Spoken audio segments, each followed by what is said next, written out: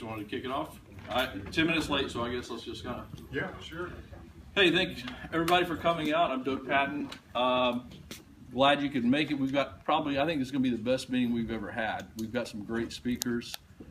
We've got a representative here. We've got two representatives. One of them, Antonio Parkinson.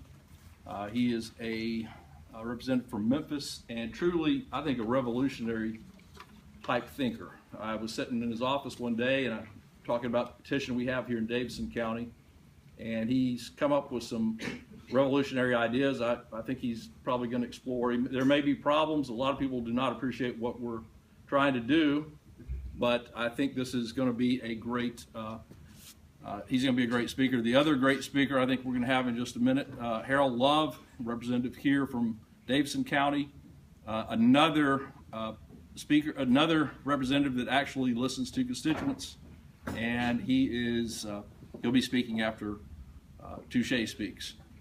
But do we want to just kick off and let him start?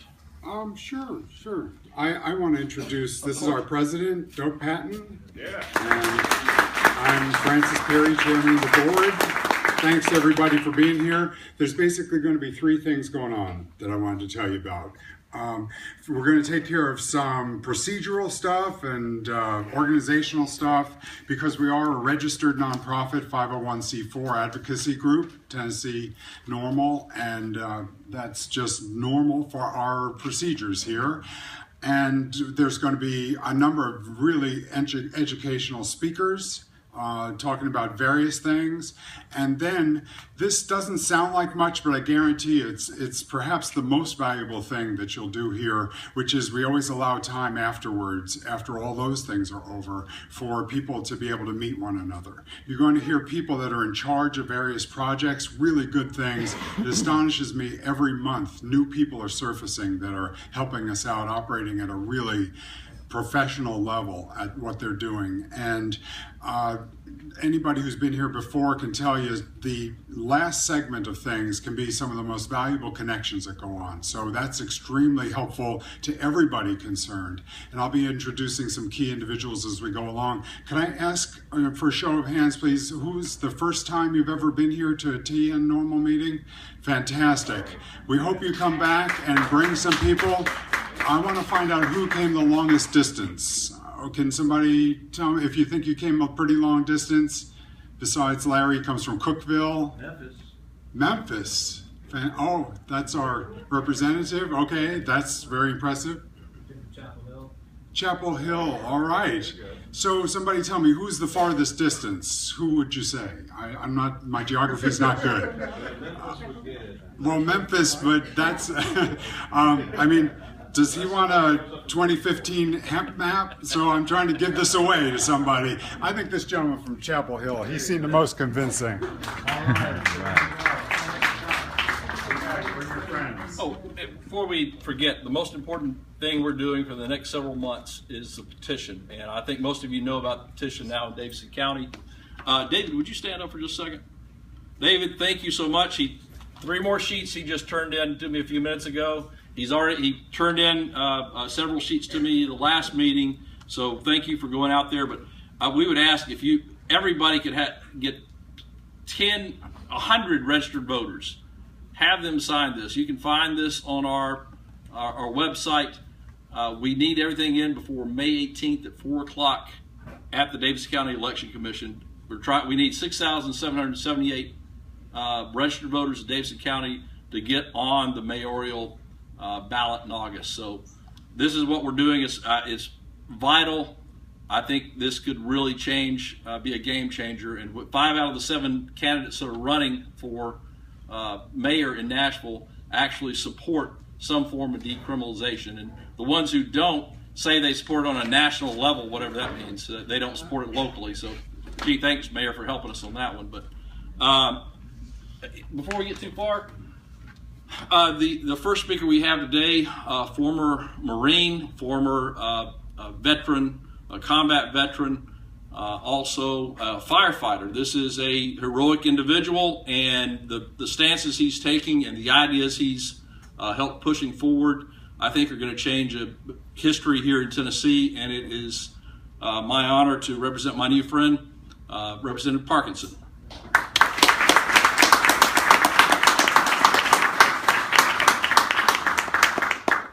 Adjust this for you, okay? Thank you, sir. Good afternoon. Let me wake you up. Good afternoon. Good afternoon, all right. sir. Okay. Well, first of all, let me thank each and every one of you for the opportunity to come before you. And you know, of course, the subject matter is very important. I think it's very important to our state as well. Very important, more importantly, very important to individuals in our state. Just a little bit about myself. I was born in Oakland, California. Grew up in LA. Finished high school in Port Arthur, Texas. Came to Memphis via the Marine Corps. Millington, Tennessee was my first duty station outside of boot camp.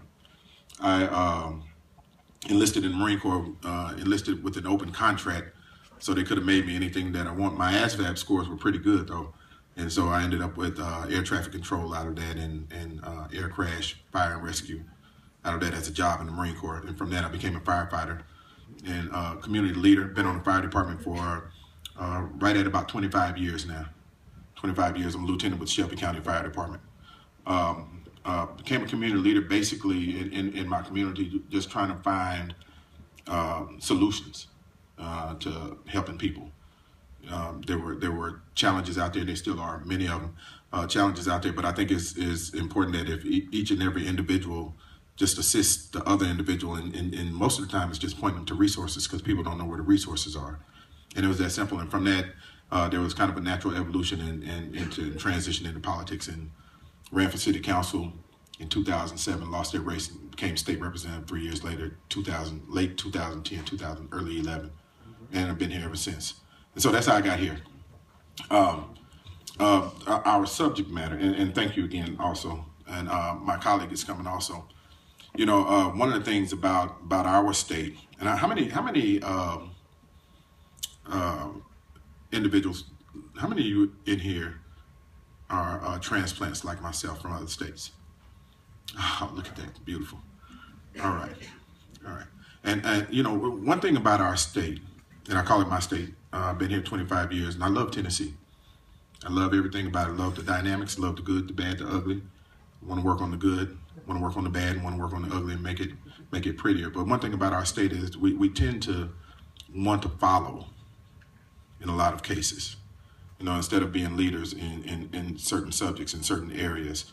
Every opportunity I get where we can create a first, you know, I try to remind, you know, our governor, remind my colleagues that, you know, we don't have to wait to see what the outcome is and you know, or what the precedence is that's set by other states. Someone has to be first, and those states that jump out there and be first, they set the precedence. They set the rules for what the subject matter is. One of the things last year that I did get passed was the Healthy Workplace Act, which is a law that would rid our workplace of workplace bullying. It's a big deal, you know, especially with us being in the right to work state. But there were no other states that had a workplace bullying law in the country, if you can believe that or not. And you know, and that kept on coming up. The same thing kept coming up. The same thing. Well, who else is doing it? Why do we care who else is doing it? You know, what's wrong with us being first in the nation and being leaders in the nation? You know, and bringing it back, you know, back home here to the marijuana laws. You know, our laws are so archaic in regards to marijuana. I have a passion in changing the marijuana laws for a couple of different reasons. Number one, there are people that need it. There are people that need the barriers removed so that they can get the relief that they need medicinally.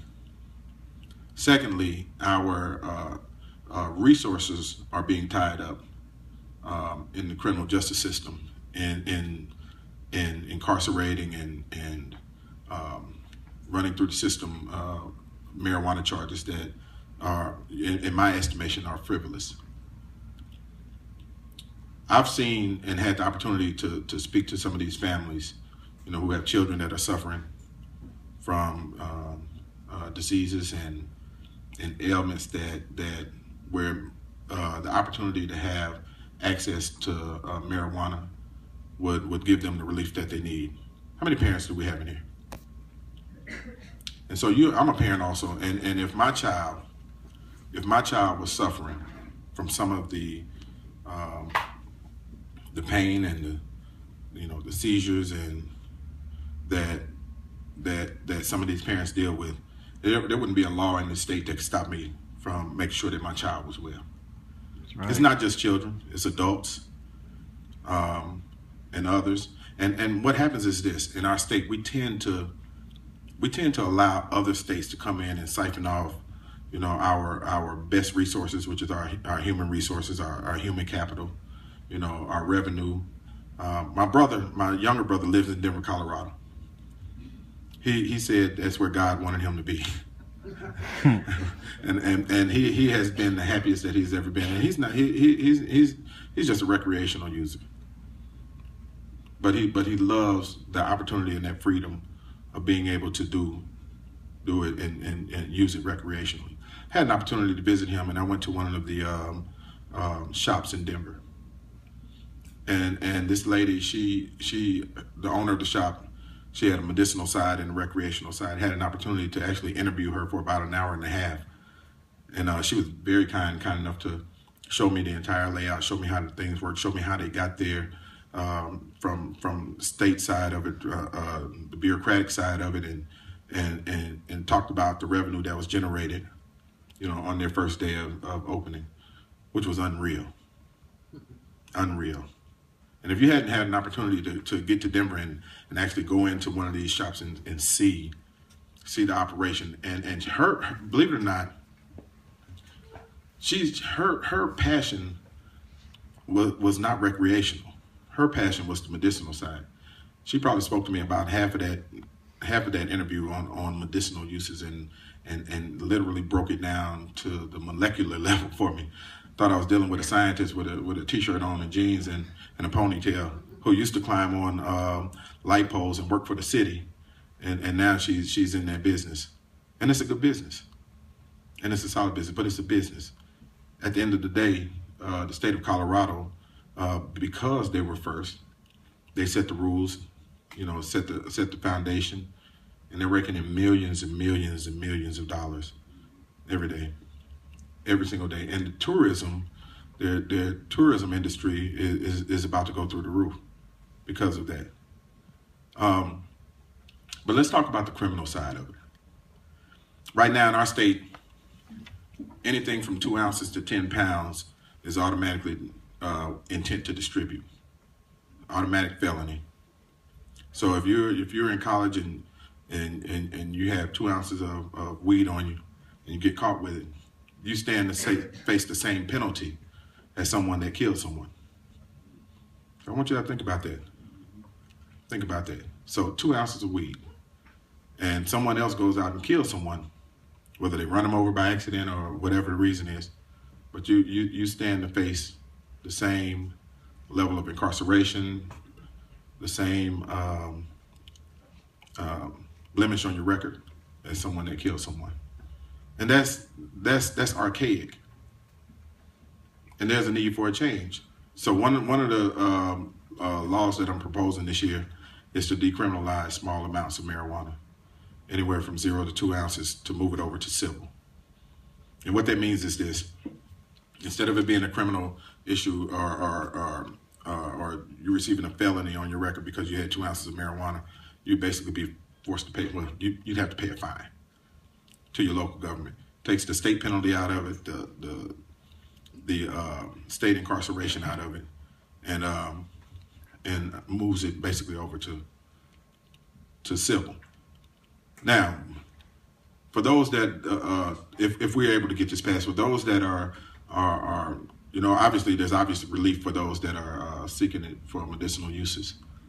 If without the scare of having to face an indictment or a felony on your record. Now you just have to deal with the civil penalty. But there's a problem. There's challenges, of course. We're in the age of a legislator that is very conservative. I mean, hell, if they didn't want to give you insurance, they don't want to give you marijuana. But here's my argument. My argument is this: there are two types of crimes, and this is the angle that I'm coming from with decriminalizing marijuana. We have two types of crimes, only two types. Anybody know what those two types are? Say it again. No. Victimless? Somewhat. There are two types of crimes. There are crimes that make us scared, and there are crimes that make us mad. Now, which one do you want to incarcerate? And we have to decide that, because here's what's happening. If I try to pass a bill right now that would make an axe murderer / rapist serve 100% of his time, I wouldn't be able to get it passed because it would cost the state money. Okay? And if it costs the state money and we don't have the money in the budget to make sure that axe murderers do all of their time, then we just can't get it passed. They'll kill it. The bill will die. Well, why don't we free up those resources with those 0 to 2 ounces so that we can hide the axe murderers? And so that's my angle. That's my argument. And I want to recognize my colleague, Representative Harold Love, who just walked in also, who is fighting this task also. And that's my goal this year. Here's how I want to do it. I want to do it via referendum by the people. But we have a challenge, and we're still trying to work our way through this challenge. The problem is this.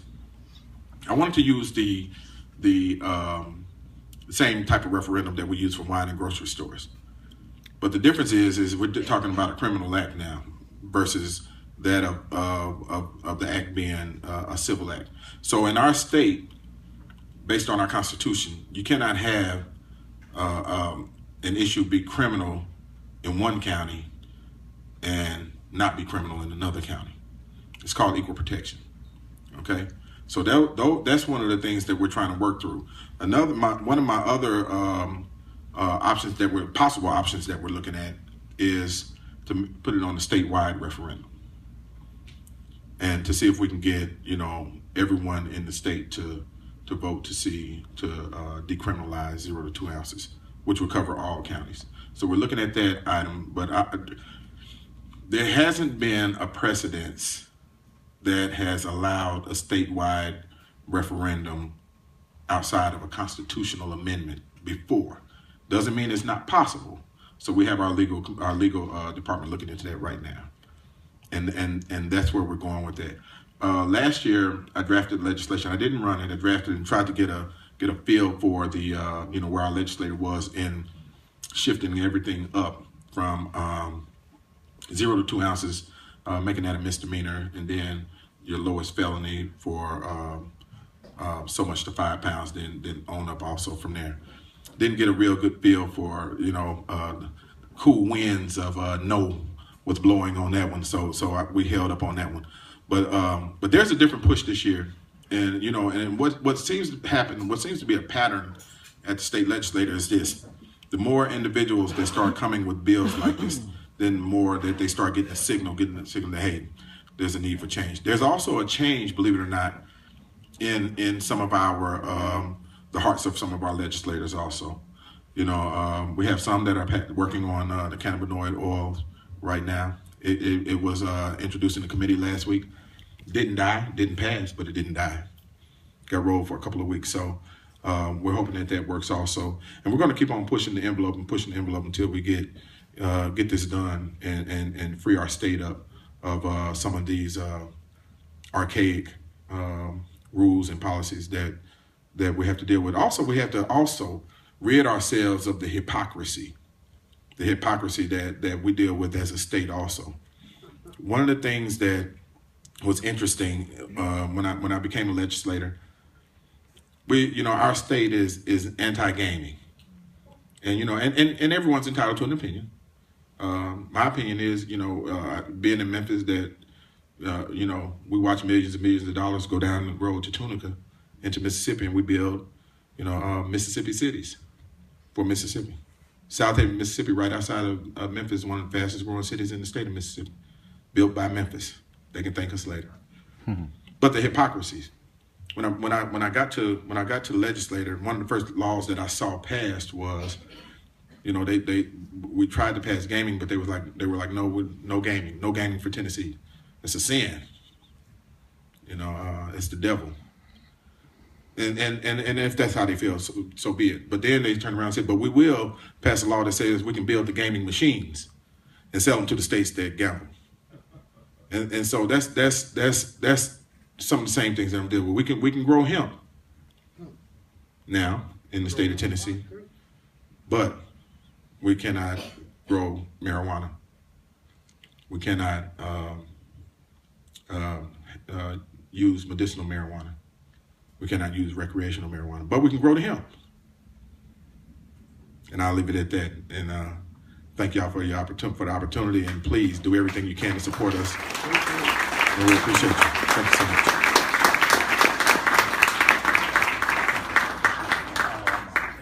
Thank you. Well, I just want to underline, in case it kind of went fast, one of the things that our representative just told us is, well, one thing he didn't tell us was the petition.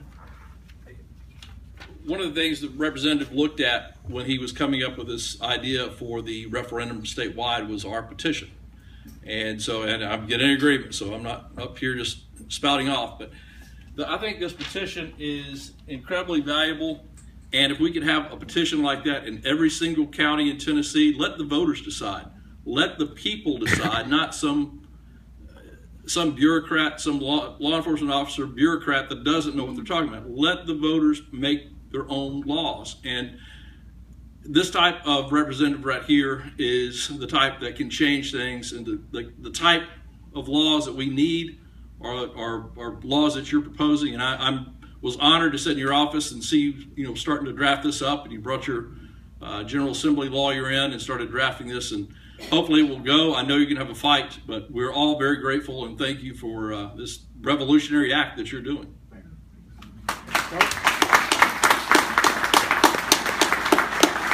The DC Mayor, Mary Bowser, recently just stood up for the rights of what people voted on and went up against the Republicans there, and my hat's off to her because it's a fight, and this is the type of leadership we need. And speaking of great leadership, I've seen this man in action. He's come to our meetings before. He's spoken to us. I don't think he needs an introduction, but I'll give it to him anyway. My friend Harold Love, he is in the house, and if you wouldn't mind saying a few words, this is also the representative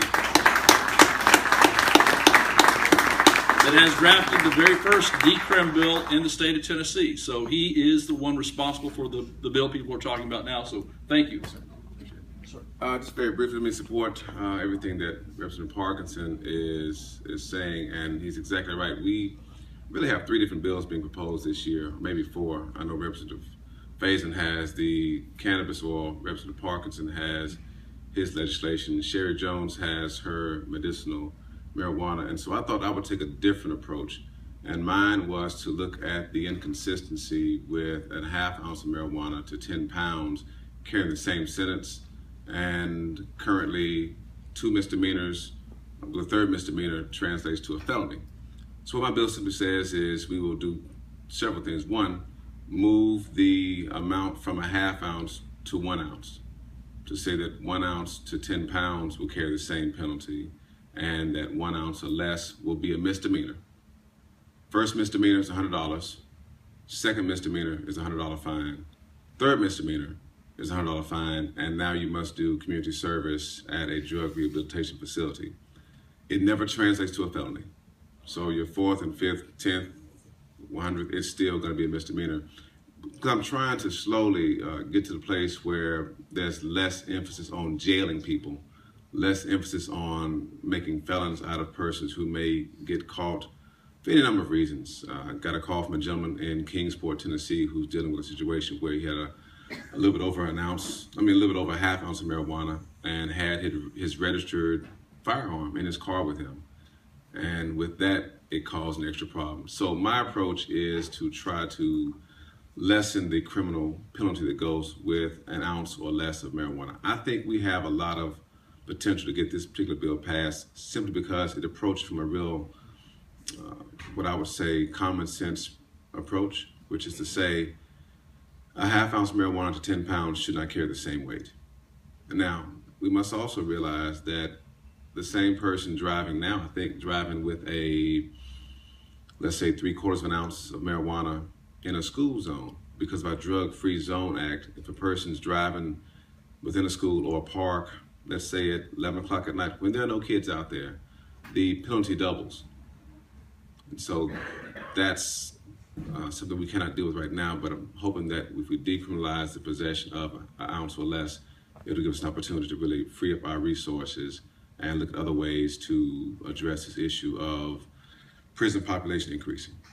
So that's, I think it's House Bill 83 is what I have, and Senator Yarborough has in the Senate.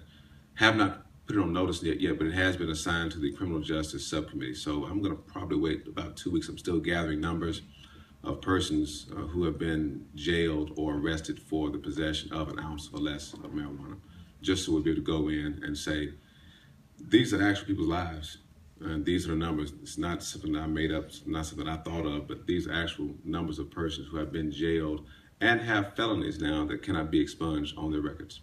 So with that, any questions? Yes, sir. Can you do anything about the wording of like growing against manufacturing marijuana? I mean, it'd really be nice if we had some wording in there where we could certainly self-grow 6 plants. Yeah. Something like this. Let me do a very brief policy formulation tutorial. Most policy changes incrementally, and every once in a while you have what's called a punctuated equilibrium. That's just a fancy word of saying everything creeps along, and then every once in a while you get this huge jump. But most of the time it is just a slow, steady, incremental change to the law. I'm hoping that if we can get Representative Parkinson's bill passed, if we can get mine passed, or Faison's passed, any one of the three, then it starts the conversation about everything else down the line. Representative Parkinson will tell you how a bill starts out is not how it oftentimes ends. And changes are made, adjustments are made, people agree for things, but at the end of the day, you want the conversation to go on and you want this to be a push. I never would have thought 2 years ago that I'd be carrying a decrim bill, but I had a classmate's brother come to me and say, you know, your classmate's in jail for 8 years because he was driving past the school at 12 o'clock at night and he got pulled over. There were no kids, but because the Drug-Free Zone Act, the fine and penalty doubled. So that's when it made me start thinking, okay, let me try to figure out a way to change this and help somebody out. So incremental change, I know it's been a long time, but Representative Parkinson's example of wine and groceries, which I think is a really great example of how it took a while for that to get to the place where we are now, but it was incremental change. And I think if we look back, it's gonna be 2015, if the change is made and if what you're talking about changes, then it may be 2020. And we look back and say, well, it was 5 years ago. And let me, if I can, address some of what Representative Parkinson referred to about the hypocrisy. I think it was around 2006 or 2007 when the General Assembly passed the illegal drug tax stamp. I don't know if you all are familiar with that. Some of you all who aren't familiar with it, what Tennessee basically said was, we know you're selling drugs, whatever the drug may be. We know it's illegal. But if you pay your taxes on it, and you can get a drug tax stamp from the Department of Revenue, then if you're caught, you get to keep your money. Now, it was later declared to be unconstitutional, but that was the premise of the law. It was law for a short time, but that's what we're talking about, is that, you know, we can't tax it and then not make it legal.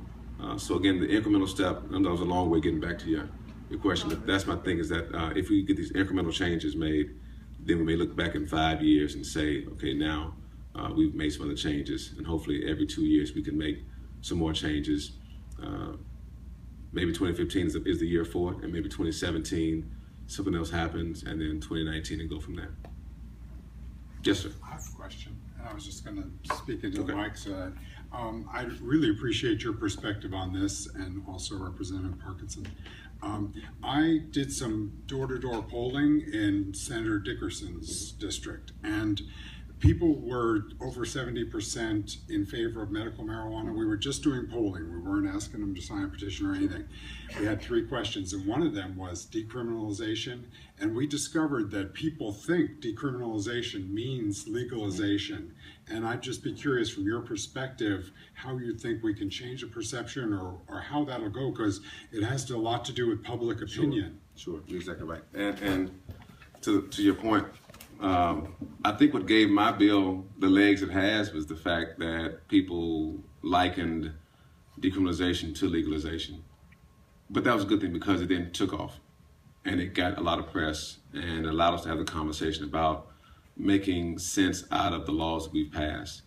Decriminalization is our attempt to lessen the criminal attachment to the penalty. And I think that's the part we have to keep pushing, is that we're saying it's still illegal.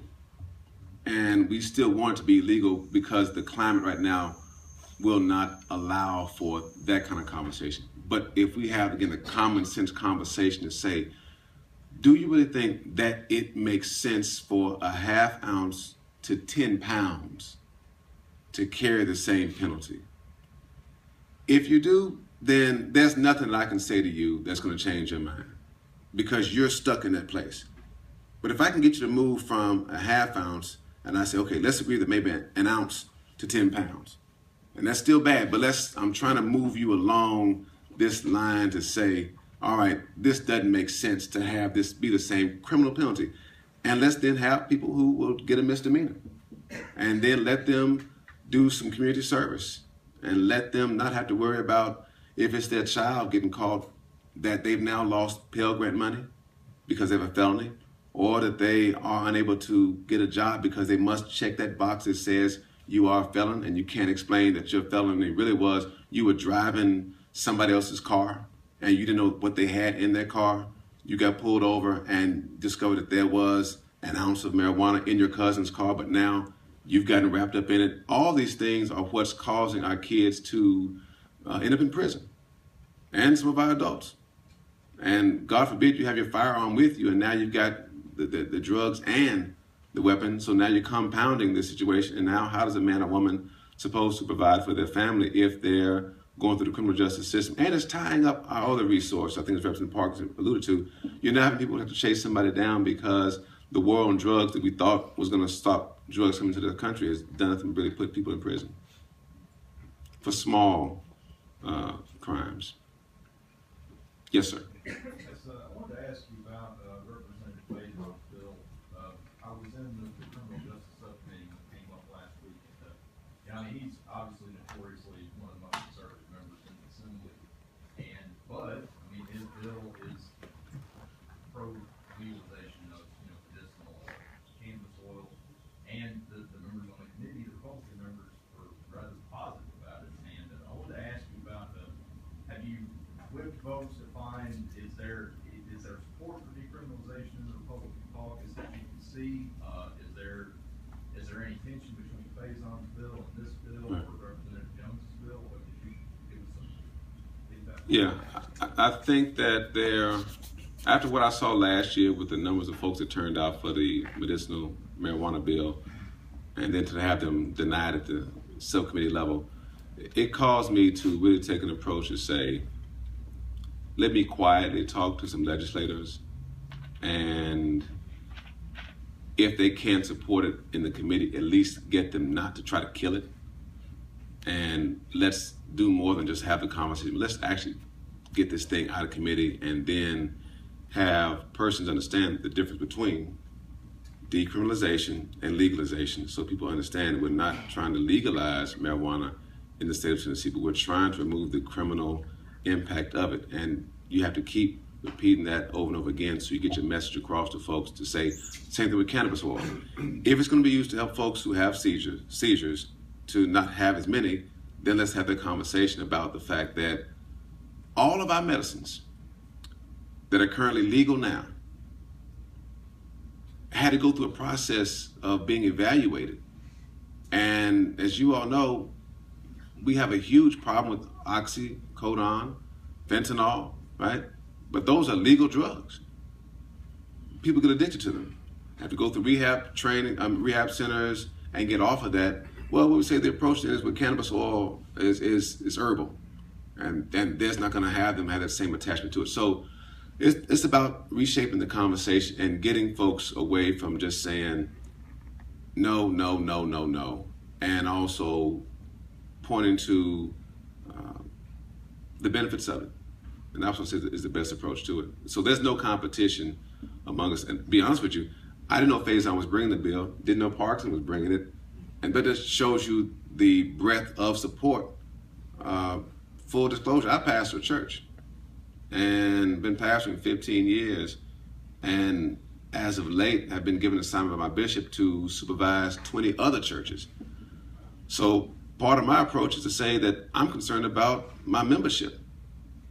And I'm concerned about the folks who have kids in these churches who are getting caught and now have this felony. And now what do I do? So that's been my approach, to have those conversations with my colleagues about it. I think somebody else had a question. Let me touch on that real quick before we move on. I just wanted to touch on, just kind of add on to what Representative Love was saying. First of all, I expect his membership to increase after this,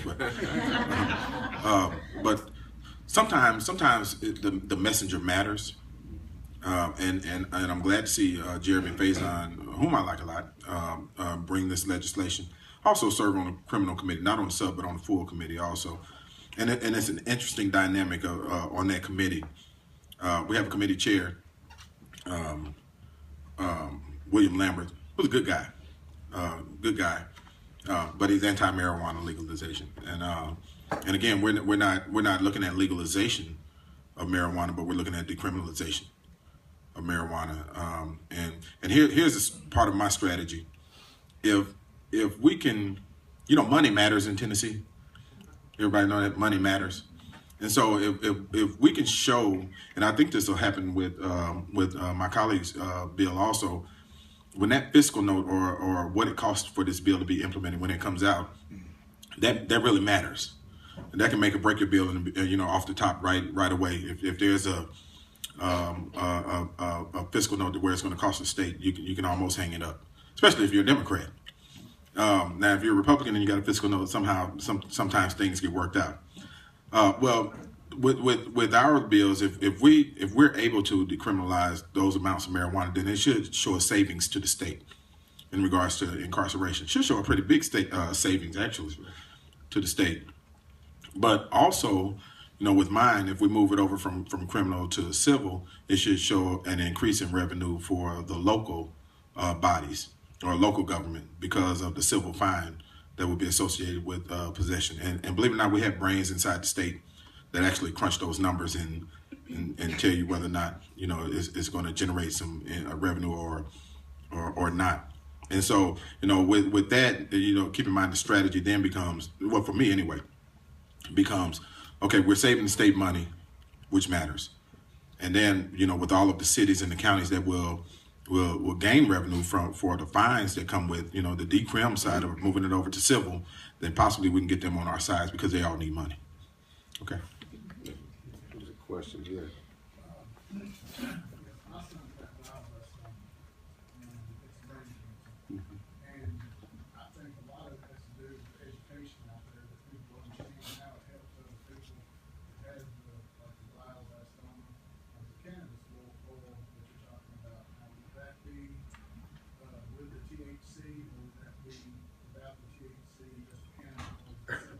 Yeah, I'm not sure. I haven't really looked much at Faison's bill, to be honest with you. I mean, this gentleman back here may.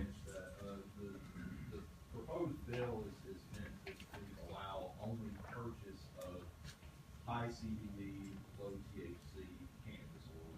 And one of the problems that came up in the subcommittee is that the language of the bill is meant to only a doctor's approval is to allow you to have possession of to have the cannabis oil at all. So the language of the bill is designed to only allow a person to purchase like high CBD, low THC oil.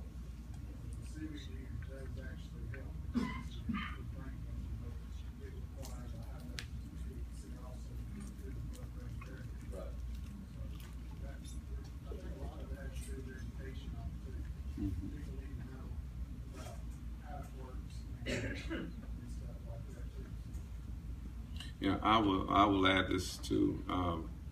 We all are familiar with the three branches of government. We've heard it from time to time again: the executive, judicial, legislative branch. I have been telling as many groups as I can the last year or so. There's an invisible, unspoken fourth branch of government. It's called citizen participation. When citizens participate, you keep all the other three branches in check. At the end of the day, all cards on the table. Votes are how people get elected. And when my mailbox is flooded, my phone message is flooded with people saying how they support a bill or don't support it, I give notice to that. So I would suggest this, not speaking for Faison or Parkinson, but I would suggest that if you have a individual personal story of either how some family member got arrested for this small amount of marijuana, or you have a child that has a medical condition that could benefit from it, I would recommend that you document that and have it prepared to be able to be sent out. Because there's nothing like, and I saw this happen several times, but the most telling time was when there's a school called the York Institute in Tennessee, and there's an agreement between the state that it said that Tennessee state government would forever fund the York Institute. It's the only high school that is fully funded by the state of Tennessee because of what Alvin York did for the country. So there was a budget crisis, and there was a bill brought before the legislature to look at defunding the Alvin York Institute and putting in the same funding mechanism as all of the high schools. It looked like half of the city came and was in the committee meeting with buttons that said York forever. And I watched as the presenter of the legislation was still trying to push it. And they didn't get around it. They were just there. And then all of a sudden, he withdrew the bill and went away, and everything's fine now. What's the point? If you don't make this personal to you and some friend or family member, and then communicate that to our legislative colleagues, it won't get passed. As much savvy as we may have downtown horse trading to get bills done, we have to have that fourth leg, citizen participation, that fourth leg of government, to come in and help us move this thing out of committee and then onto the floor and then get it passed. Yes, sir. Write the story down, the situation, and then at the appropriate moment, we'll be able to contact the folks here and push that lever to send all this stuff to our colleagues. And there's nothing more, again, like a personal story that says somebody, this is me, I'm the human being here. And this is not something that's happening in Kentucky or Wyoming or Texas. This is happening in Tennessee to my family. And let them know this is happening to you. Yes, sir. Yes, when you talk about numbers and then looking at numbers, wouldn't it be more of common sense to show them the money that is being wasted in the state of Tennessee by parents, et cetera, and friends and family, time that's being wasted with our tax money? I mean, is that some kind of way that we can show them that, hey, look, our money is being wasted? Yeah. What How can we stop this? What is referring to the fact that it costs to Incarceration, for example. I know what I'm saying is this. So we make the law, Okay. and every department is charged with carrying that law out. For example, let's say we pass a bill that says that every second grader should get a smiley face sticker at the beginning of school, right? That's the law, because I like kids to have smiley face stickers, and I somehow get the bill passed. Well, there's a fiscal note attached to that because the department then has to purchase those stickers and then assign somebody to stick them on the child at school. There's a fiscal note to that bill, the cost of the stickers.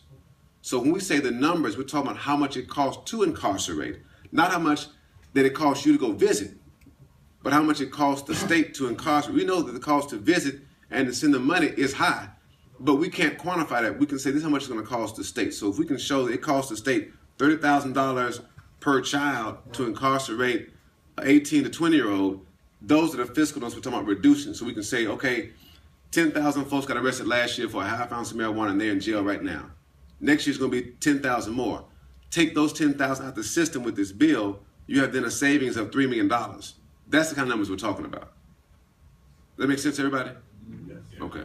30,000 times 10,000, it should be 3 million, I think. To 30,000 times 10,000, is that 10 million? 1 million.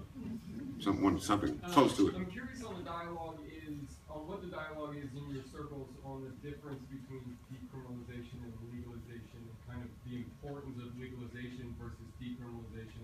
Because with legalization, you get the ID checks, you get potency levels, the testing on the drugs, you get the regulation aspect of it, but the decrim still, cartels get money, drug dealers are the ones selling it. You don't know what you're getting, and you don't know if it's going to get somebody's, appetite up, or as opposed to an appetite suppressant. Is there any dialogue on the importance of legalization versus decriminalization in Tennessee? Not that I know of. I mean, not going on downtown. Again, I saw the push last year with persons coming down there to say this would help my family member, and the door was shut. I mean, it didn't get out of subcommittee. It was just shut down there. So, again, the incremental piece, you have to get what you can, unfortunately, out of the legislative body. If I think like wine and grocery stores died 2 years ago because a member in the committee didn't want to vote for it, and that was it. It made sense to everybody else, but not to that member, and it didn't pass. Well, they came back the next year and justified it and made those changes in there. So the conversation about decrim versus legalization is not going on.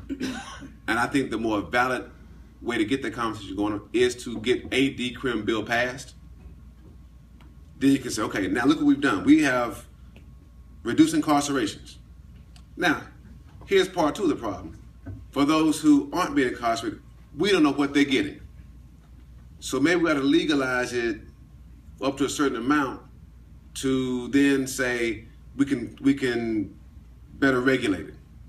But we first got to get something out of the legislature, something that's going to be positive for the entire conversation around marijuana. Let me touch on that real quick. Let me just touch on that real quick. If you've seen the expressions on my face, I'm not crazy. I was just sometimes I have to temper what I'm about to say. I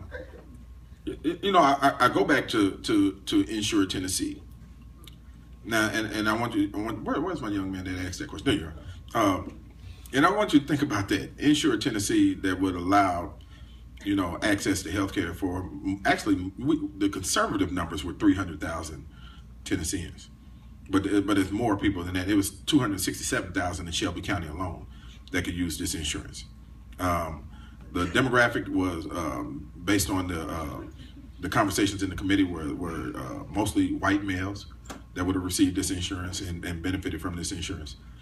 And the whole time that we've been working on Insure Tennessee, ever since the president passed, the Affordable Care Act. And we've been telling people, look, we need to expand Medicaid because somebody's family member is going to die. Literally. Somebody's family member has died because, Tennessee, because some individuals, rather, in the Tennessee legislature wouldn't, allow them access to health care. Now, I want you to put that in perspective and then put it next to legalization of marijuana. Okay? And so I'm not saying that to belittle the point. My point is this: we deal with a very, very conservative legislature, and in some cases, an unexplainable legislature. And it's tough and it's interesting because my colleague and I've been there for 5 years, and this is what, 3 for you, 2 for 3 for you, 3. Okay, 3 for him, and it's interesting. People say, they tell us, we're Democrats. They tell us, how do you get anything done up there? I know you hate it up there, such and such, such and such. But here's the thing.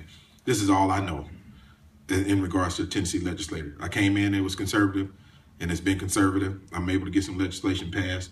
We have to be strategic, very strategic in our approach to how we, navigate the waters of getting legislation passed. I'm always optimistic and so is my colleague, and we're both respected. We're respected Democrats in the House. So I've been told anyway. We passed some. That's what they told me. Yeah, that's what they told me about you anyway. And we've been fortunate to pass some meaningful legislation, and the fact that Representative Love is carrying a decriminalization bill, I think will at least raise the awareness and cause people to listen. The fact that I'm carrying something will cause people to listen. I sit on the criminal committee also, and doesn't mean anything, but I sit on.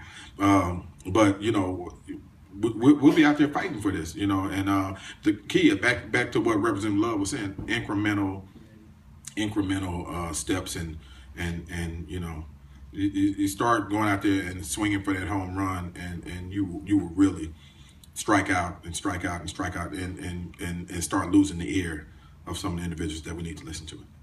And then I agree with the medical thing, because that's a form of legalization that does put testing and all of that into play. Yeah. But I was just curious if there were other representatives that had kind of shown interest in it or anything, other people to contact. I think there are more people who are willing to vote for a softer bill than all-out legalization bill. And it gives them then a chance to go back to their communities and say, okay, we passed the decrim bill, and let me see how that polls in my constituency area. At the end of the day, they want to get back to the Hill. They want to get elected again. So if they can show that their numbers actually approve of that, then you may find them coming back, with another bill. Someone else may pick it up and say, you know what? I got folks telling me that an ounce is not enough, and we need to do 2 ounces. And then they may sponsor some legislation to move it. Once it's almost like you got a yard that's got grass up this high, and no one's gonna volunteer to cut that grass. No 12-year-old kid, no 15-year-old kid, because with a push mower. If you can get somebody to go in there with a weed eater, right, and knock down half of it. No pun intended. Well, then you're more likely to get someone who then is going to go in and tackle the yard, because you've done the heavy lifting to knock. And so that's my hope. We knock down a little bit the fear of legalization. I mean, just from a national perspective, I have concerns about the fact that the District of Columbia did what it thought was best for its people. But United States Congress, who is not living there technically, says to them, well, you think what's right, but we're going to tell you what's going to happen. That concerns me, because that is dangerous. So for me, I want to make sure that as much as we can, we shape the conversation. I know it's about cannabis and about medical marijuana, but I want to keep shaping this conversation about the fact that we're putting folks in jail. And we are putting on people's records a felony that's not going anywhere. And I'm not okay with that. I'm not okay with somebody having a felony after 2 misdemeanors when you got people who have several DUIs, you know what I'm saying, and not in somebody's jail, like the people who, I'm not saying you should, but people who owe $32,000 in child support, but they have no felony. Something's wrong, you know what I'm saying, when we allow that kind of thing to go on, and we're going to lock somebody up for a half ounce of marijuana because they got caught 3 times or 4 times, and the thing converted from misdemeanor to a felony. And so I keep pushing that and driving on to say, yeah, I understand you're against it, but we're putting folks in jail. And if you're going to sit there and tell me that you are okay with that for, again, a half ounce or 10 pounds be the same penalty, then I'm going to be watching you the rest of the session, because I want to see what else you're voting on. Because I'm going to come back and say, well, now, but you voted for this, all right? And wouldn't vote for this other bill to help some folks out, so. What is Colorado doing that we can do to get it legalized? Yeah, I don't know. I think she definitely. Colorado went through an entire process and a constitutional change to get theirs legalized, and it was a long process.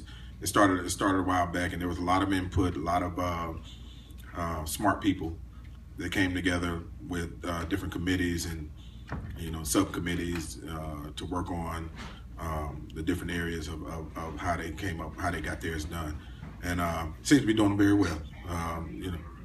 Right, yeah, and that's a process. And see, one of the things that can happen is if we're able to get some of these bills on the books that we're working on, then it would almost justify at least a study, to see what the positives and the negatives are for even creating, even growing and exporting. We might want to sell to Colorado, Well, I haven't lived in Colorado, and that's unfortunate, right?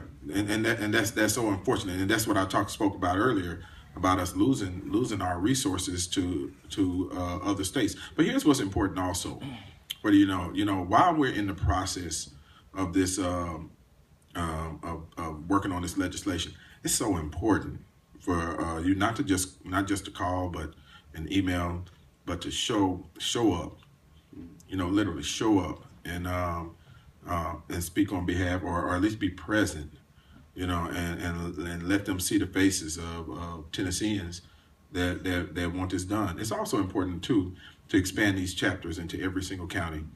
That's every single county in our state. Votes count. Votes matter. I promise you, they matter.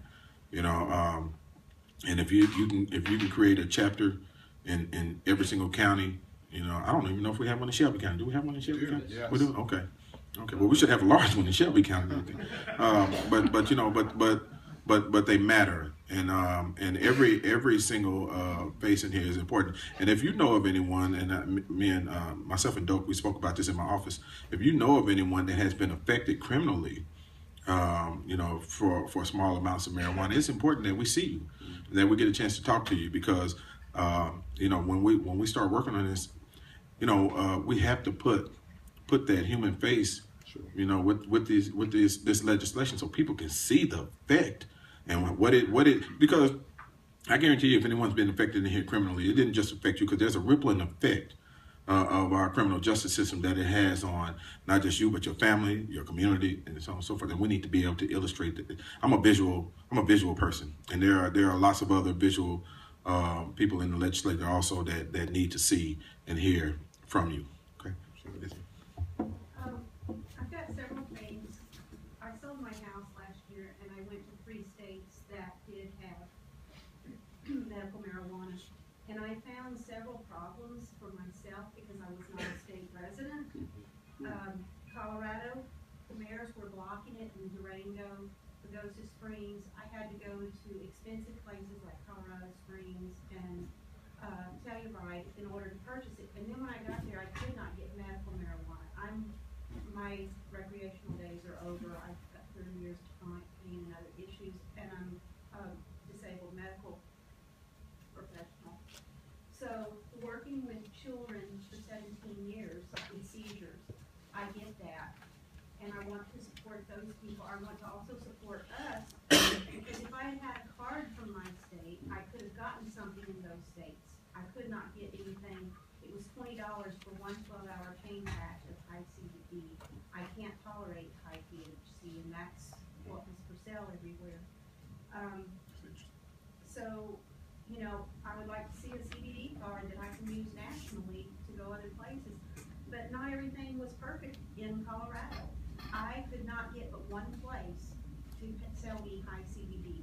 They said it was against the law. I could have as much recreational as I wanted. Is that because you weren't a resident of Colorado? Yeah. I got you. I did not have a medical card that was affordable. Between the 2 states. And in Colorado, the CBDs are, you have to go to a doctor, they will not give you recreation. What I would suggest is this, and that may actually be something next year. So bill cutoff date was the 12th of February. So we can't actually introduce any new legislation for this year. But I'd actually be curious to see if there would be some way if Colorado would accept. All they need is a card from us saying that you are. I don't remember if it was Colorado, Oregon, or New Mexico. One of the 3, somewhere, or Washington State. One of them told me I had to have a card saying that one of those states allow you So that may be a situation where There has to be change inside of Colorado. Right. Minnesota's a Colorado law. That would have to change inside of Colorado. Okay. As a medical professional, I'm not gonna go out there and risk my license, so I want something that has been tested, that's Yeah. not the content that I'm asking for. That's beyond what we can do right now. Okay. Yeah. That may be something to circle back with next year, some legislation, I guess. Just throwing it out there as a Sure. We're going to need to move things along, and thank you, gentlemen, very much for taking your time on a Sunday afternoon and for being here. Absolutely. Go ahead, by all means. This is, I'm sorry. The next meeting. Let me give you my social media information, please, if you will. Please, everyone, add me. I'm on Facebook, Twitter, Instagram, and probably some other ones that I don't know. But you can get me at TN Rep Parkinson. That's at the letter TN like Tennessee, REP Parkinson. So if you put that in, it'll pull up my Facebook, Twitter, and the Instagram also. Okay. And I appreciate y'all, really do appreciate y'all. Please make sure you lock me in on social media. And my number at my office, or if you need to contact me, is 615-741-4575. 615-741-4575. Thank you. And our emails are the same, so you just replace his first and last name with mine, you can be able to find me. Just put Love instead of Parkinson, and Harold instead of Antonio. But it's rep.harold.love at capital CAPITOL at tn.gov. And mine is 741-3831 is my office number. I think I got a pretty good email. Love in the house. That'll find me. That's my Twitter, I think. Love in the house 58, something like that. But I'm not that. I was blessed with a decent campaign. I inherited that from my father. My father held this seat from 1968 to 1994. So I kind of inherited some of the goodwill down there from him. So, but feel free to contact us. I'm going to be, again, the next meeting is the 29th. So I'm going to be, I hope that my bill is moving by then. I'm going to take this next week to put on notice some of my lighter bills. And then probably the third week in March, go ahead and put my decrim bill on notice, which basically means I'm letting the chairman know that I want my bill to be heard in front of committee. So I'll let you all know, so you can send an email to let folks know that it's going to be heard in subcommittee. If it's good news, you're going to come back and tell us, though, right? Well, my hope is this, that that for the subcommittee, some of you all can be down there. So I know you got an email tree, so once I put it on notice and get the date, I'll go from there and then let you all know. It'll be Tuesday for sub? Wednesday. Wednesday at Tuesday for full. what time Wednesday is that? I'm not sure what time it is. So it's probably in the afternoon, the Criminal Justice Subcommittee, Wednesdays. So we will give you all the information out there. All right. Thank you again, and if we can be of help, let us know. I'm going to introduce Look at that. Thank you. We got I'm going to tell you a little bit about our offering plate, as the pastor calls it. Thank you so much. We're going to move along now.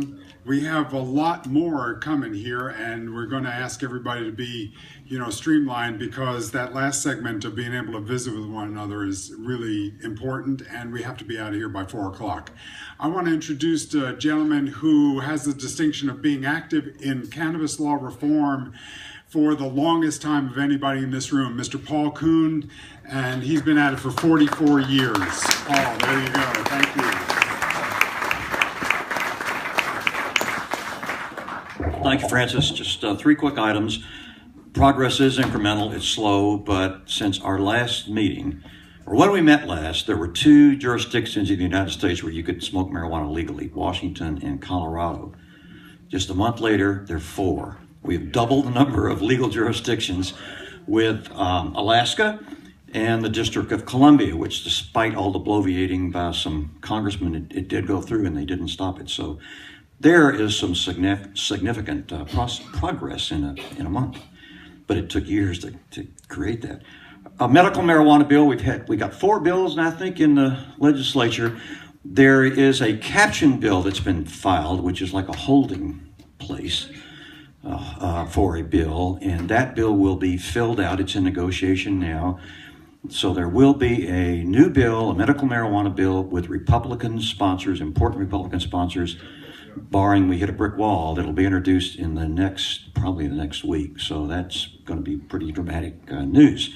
And then finally, there was a report, I think last week, the week before last, that we all ought to be familiar with. This carnage on the highways is one of the concerns of the pot prohibitionists.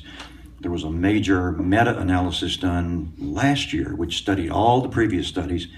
And as researchers said, somewhat unexpected was the finding that marijuana didn't really affect driving at all. And then the National Highway Traffic Safety Administration, a government agency, released a massive definitive study about 10 days ago that showed, by golly, there is no statistically significant relationship between marijuana and traffic accidents. So when you hear that claim, the data is absolutely solid. It's not to say marijuana doesn't affect driving. Marijuana does make you more aware of your surroundings, so when you drive, you're more cautious. There are 3 proven effects of driving under the influence of marijuana. You drive more slowly, you drive less aggressively, and you increase the distance between you and the car in front of you. So it affects your driving, but not in a way that is dangerous, and therefore, the bottom line is, proven it has no effect on causing traffic accidents whatsoever. So on your way home, drive carefully. Thank you. Thanks, Paul. One of the administrative things, we always have a sign-up sheet because we need to be able to get in touch with you when it comes time to specifically contact your representatives and senators. So last month we had probably nearly 50 new signatures here, or information, name, address, email, and phone. If you don't want to give all that information, that's fine, but we'd appreciate it because, for example, we had to have people contact someone this week, one of those representatives in Cookeville area, and you'll see if you follow our Facebook page, and please do that. We're putting posts specific to that, and it really works well. So the system is really kicking into high gear here. So I'm going to leave this over here, and if you've already signed up, don't sign again, please. But if you're new to it and you haven't signed up before, please do that. I want to introduce Brianna Whitehead and Andretta Long. Brianne, are you going to speak also? Okay, so they've got some great things in the works. We're going to shift gears here into stuff that is boots on the ground and some real, actually fun stuff that's going to benefit everybody. So go ahead, tell us about your plans. Thank you. Okay, before I drench this. Hi, I'm Andretta Long. This is Brianna. Go on, get up there. You know I get nervous. We are working on different things in the community, and we, at the moment, have been planning a lot of awesome stuff. They all kind of lead back to right now, which is the Davidson County petition. So anybody that is here, and this is really important, we're trying to defund under 2 ounces.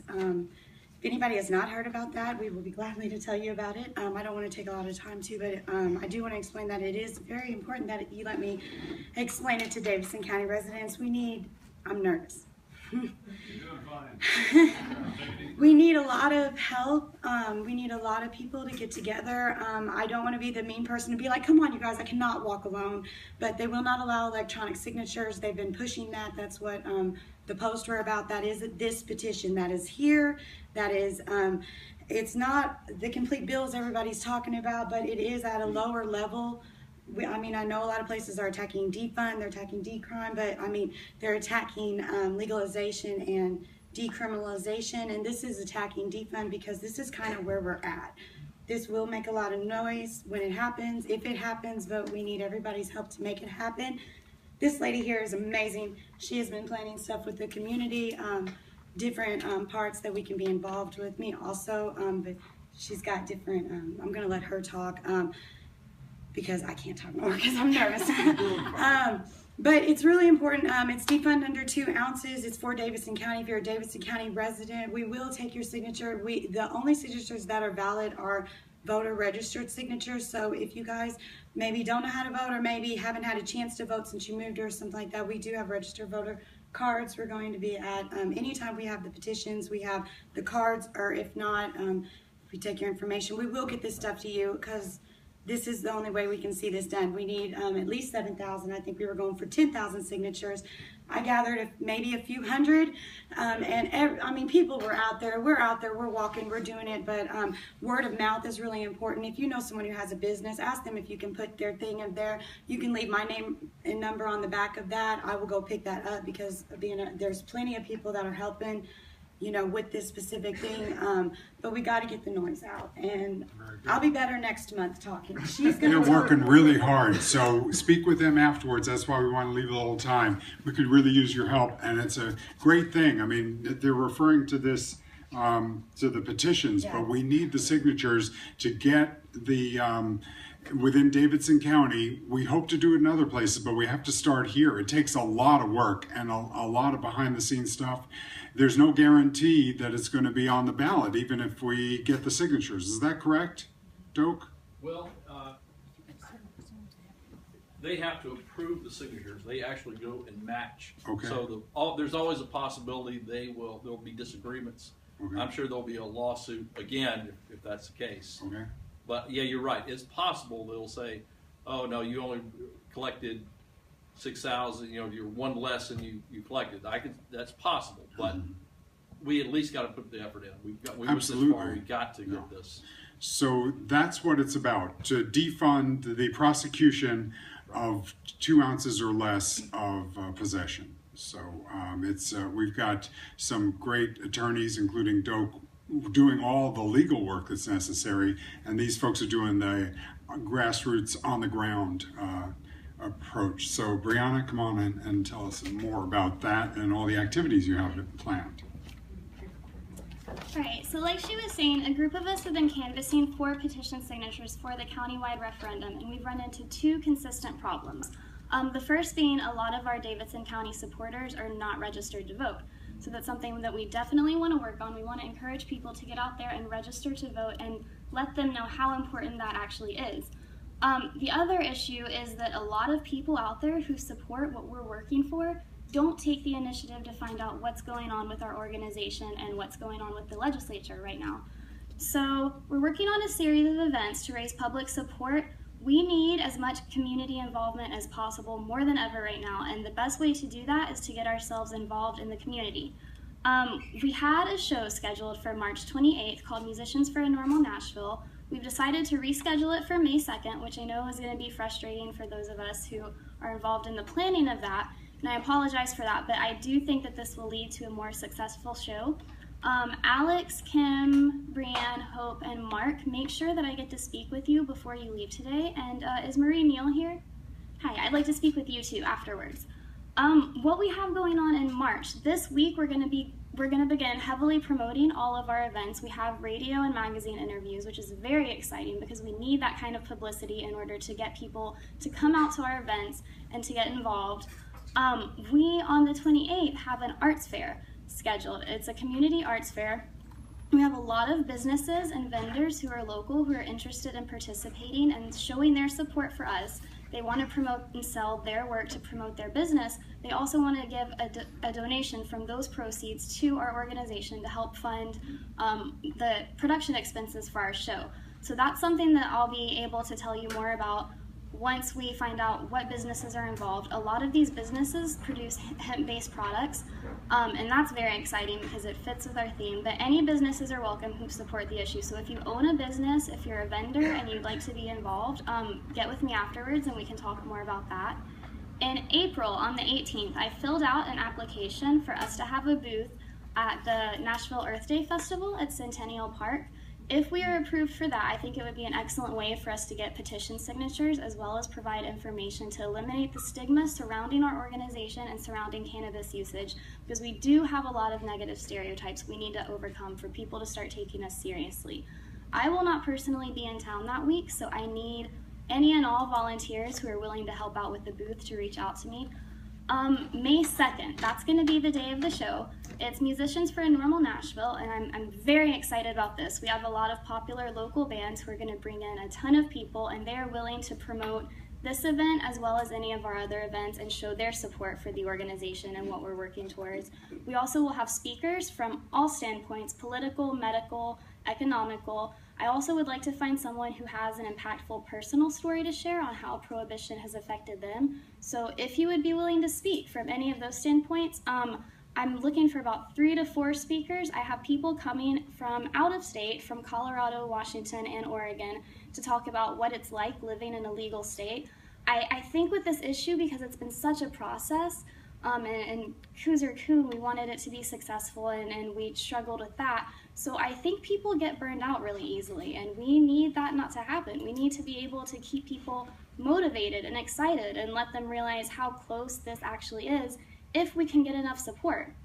So I think the show is going to be an excellent opportunity for that. We will have a station at the venue where people can sign the petitions, where they can get information on the organization, where they can get some of the cannabis brochures that we had at the last meeting. We also will have a station, like she was saying, where people will be able to register to vote, because that is very important. I plan on finding a little bit more about the app called TurboVote. It is an app that nonprofits can use to send information about upcoming elections, upcoming bills, and information where people can find out how to register themselves. The last thing I want to talk about, Lynn McKinney and I are in the process of establishing a chapter here for Parents for Pot. It is an incredible national organization. It's an outlet for parents to come and talk about marijuana medicine for children. It also serves as a tool to provide guidance for parents on how to truthfully and appropriately talk about marijuana to their kids, specifically to offset the false information and propaganda spread by programs like DARE. I think it's one of the most important organizations out there for cannabis advocacy, and if you are a parent, even if you're not a parent, I'm not a parent, and I'm part of the organization. So if you're interested in being a part of that, please get with me afterwards. I can get you more information about that and let you know when we will be having our first meeting. It's a separate entity from Norml, but they are working for the same issues, and I think it's really important for people to utilize this. We will probably be having several other events pop up between now and then that I can let you know on the Facebook page. I'm going to try to take advantage of all the community spring events out there. I want to get us plugged in anywhere we can, anywhere we are able to get petition signatures. And I'm always open to ideas and suggestions, so if you guys have any ideas of your own, if you know about an event here in Nashville that I'm not aware of where you think we might have the opportunity to get involved, please reach out to me and please let me know, because we definitely need to take every opportunity. Yes? For someone to sign the petition, do they have to wait until they get like a voter's registration card, or do they just have to fill out the information? I believe they can sign as long as they vote, or as long as they register between now and then. As long as you're a registered voter on the day they count your signature. Well, ideally, I think what we'd like to do is set up a booth where we register voters at the same time, because I think that's ideal. And that's what we'll be doing at the concert. We will have a table there. You can register to vote and you can sign the petition. So that's a great time to do that, but we will be getting signatures between now and then. And you could go register to vote tomorrow if you need to. What day is it? April 18th? It takes about 2 weeks, correct, Francis? Yeah. Yeah. Go ahead. So, are there any other questions? I think. But we will be having, like, if you're not at one of our voter booths things, like. What day is that booth going to be? On the street, or if you don't vote right now, we have the show is on May 2nd. May 2nd? We will also have a booth at the Arts Festival, which is on March 28th, and on Earth Day, which is April 18th. April 18th. Okay. I just wanted to. Thank you. May 2nd, we are still trying to confirm a venue. We have a lot of options open. That will take place here in Nashville. We will confirm a venue this week, and that's why we're waiting to promote it. We are planning to get confirmation from a venue this week, and then we'll begin promoting it. And you can find more information about that on the Facebook page. Speaking of that, if you're interested in like this behind the street things, we do have a page. The link is on the normltennessee.org. And then if you want to reach out, we will add you, and you can see all the behind the works little walks and things. Thank you for your time, everybody. Great. Thank you so much. They're doing more work than we can possibly represent here, but talk with them if you want to get involved. We appreciate it. Our treasurer is not here today, but he sent his report, and we had $2,640 and received $507 at the last meeting. We spent $120 on renting this room today, and we sent $260 to Chattanooga Norml and $15 monthly bank fee. The balance is $2,763. While we're on the subject of money, we are going to pass this around. What did the pastor call this? The offering? Collection plate. Collection plate, there we go. We've decided this month there are definitely going to be costs that are involved with everything that Brianna and Andretta just described. We'd really appreciate if you could contribute, because it's going to help a lot. Those events are going to be great. They're going to be a lot of fun, and they'll represent us really well. So if you would, we'd appreciate your donations. Thank you. Just pass that around if you would, thanks. And let's see, two more is let's see, is Alicia here from Chattanooga? Maybe she didn't get here. Did any of the Chattanooga folks get here?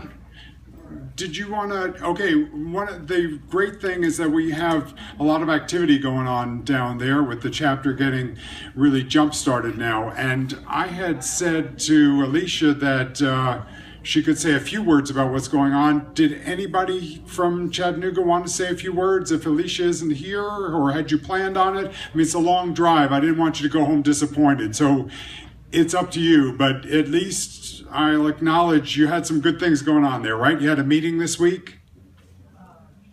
Or last week? Okay, great.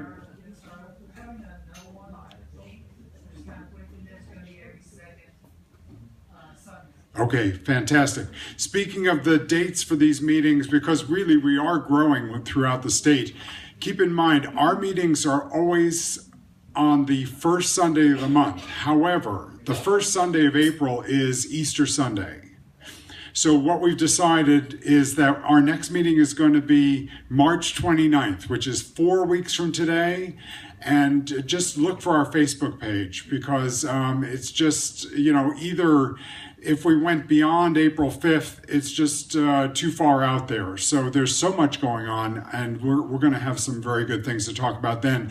Anybody here who was here for the first time want to make any comments or ask any questions or something? Thank you very much. I hope you come back next time. And, I don't know if it's what you expected or what you didn't expect, but sometimes people are surprised that we actually talk about very substantial things here. I mean, we're so honored to have the gentleman from the state legislature here to take time on their Sunday afternoon. Anybody here for the first time? I tell you what, if you want to say something, you get a prize, so I don't know. And if not, come on up here. Larry Cohen is a very skilled leather worker, and he's brought some wristbands and some keychains. So maybe we'll reserve them for people who are here for the first time, so maybe they'll come back. Yes. Uh-huh. I know decriminalization, I know other states have days where on that day smokers within the community can come out in the general area, vendors and things of that nature. Right. Tennessee or Davidson County have anything of that nature? Anything of that nature. Go ahead, Larry, answer his question. I do believe, looking at Facebook, they're going to have a weed stock or something coming up here. I saw they're trying to get it together here in Nashville, and they had a date set, and now they're looking at a different date, but I believe they called it weed stock. So if you Google that, or look on our Facebook page, or, tell you the truth, that's not something exactly that we're organizing, but there's things going on. So one more speaker, and then we're going to adjourn and let you visit among yourselves. I mean, to me, it's always unique to be in a room where there are people who share your interest in this. You know, there's probably at least twice as many people as the ones who are here that won't show up because they don't know what to expect. They think they're going to get followed home by the police or something or whatever. We haven't had that happen yet, thank goodness. So this is the place. Please spread the word and come back and bring your friends, because there's a lot going on. Larry's been here. He drives over from Cookville. For years he's been driving here. A lot going on. What'd you say, please? There's strength in numbers. Yeah, exactly. We gotta pull together. Okay. Somebody wants to ask a question. Oh, hi. Okay. This is my first time. I found it very informative. I was actually laying in bed. I was a little late because I was like, no, I'm not going to go. I don't really, like you said, I really didn't know what to expect. Yeah. But I actually had a good time. I enjoyed it. It was very informative. I enjoyed hearing the speakers. Thank you.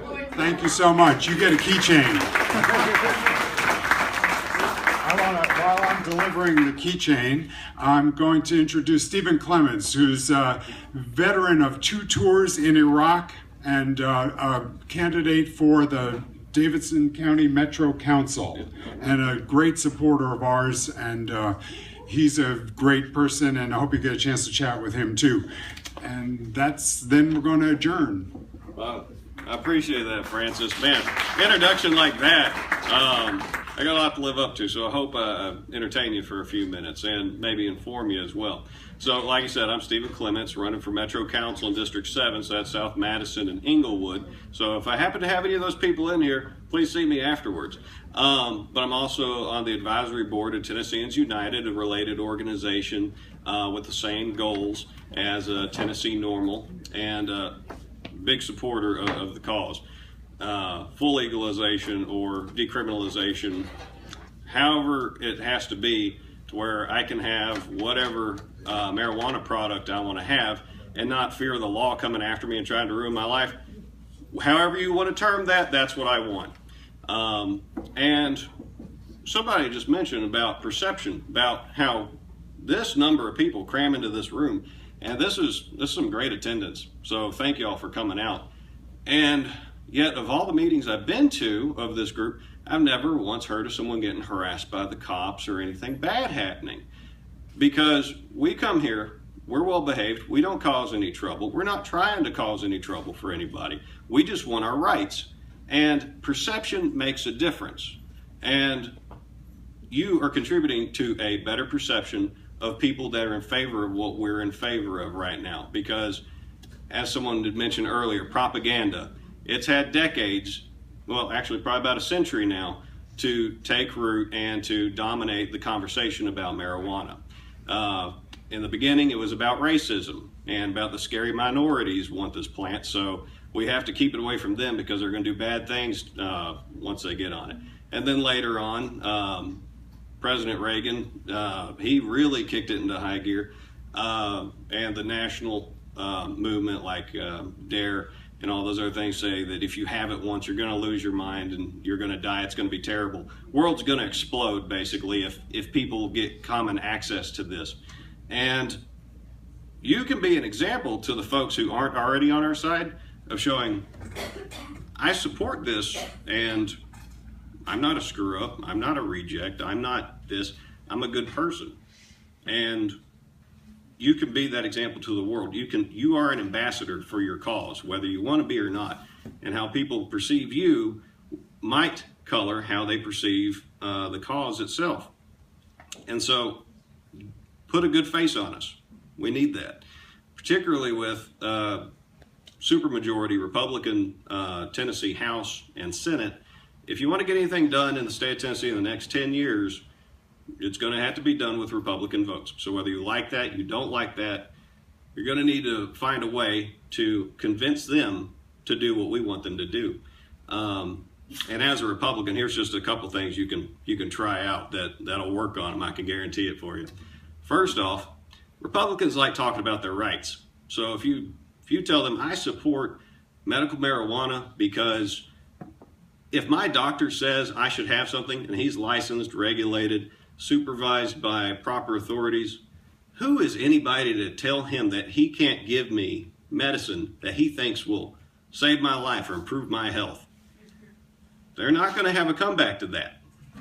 Second, they like talking about foreign policy, because wars, things blow up, or, dictators far away. They're very flashy, a lot of fun to talk about. You can bring up this. Just since Colorado and Washington did what they've done, the Mexican drug cartels have taken an enormous hit to their finances, and so their ability to commit violence against innocent people has been severely curtailed because we're getting our own house in order, and we're starting to starve that mad beast down there. Not one Republican likes Mexican drug cartels, I promise you that. They don't like drug cartels anywhere, whether it's Iranian, Thai, South American. We're not in favor of that kind of thing. So point that out to them. And third, we like to talk about principles. So if you point out to them that the Republican Party was founded on the principle that all people are created free, and yet these laws, this marijuana prohibition, got passed after the blacks were freed and were steadily gaining more and more civil rights, and this prohibition was engineered as a way to help keep them down, they probably haven't thought of it that way. And we do want all people to be free. They won't have a comeback for you, but then they'll start thinking about it. That'll take root. And then before you know it, they'll at least agree with some of what we want. So how you show yourself off to the world will influence how the world looks at you. And the way you speak to people also influences the way that they're going to react to you. But Andretta and Bree, I really appreciate y'all putting together these events, getting things out in public.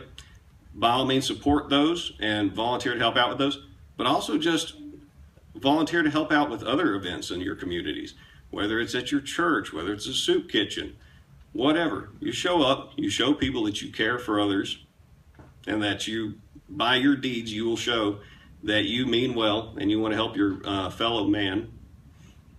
It doesn't hurt if you casually drop, I just came from a Tennessee Norml Meeting or a Tennesseans United event or this or that. And don't go too far into it. They'll probably ask a question, what is that? And then you get a chance to give them the 5 second version, not the impassioned rant about it. Save that for later. Save that for if they really start asking questions. But just plant the seed there. Let them know that I care about this, but I also care about everybody else. And that'll help the sales pitch go down for when we need that vote to hold that representative or that state senator accountable. When we're trying to get the important things done, one bite at a time, like our representatives are very smartly doing, that's how we'll win. So I appreciate y'all. Thank you for your time. Thank y'all for your time. Thank you. All right. I haven't been able to count what's in the basket, but it's pretty sizable, and you can be sure it's going to go directly to these ladies here and all the good work they're doing. Come back next month on March 29th, 4 weeks from today. Thanks for being here. Bring your friends. See you next time. Thanks.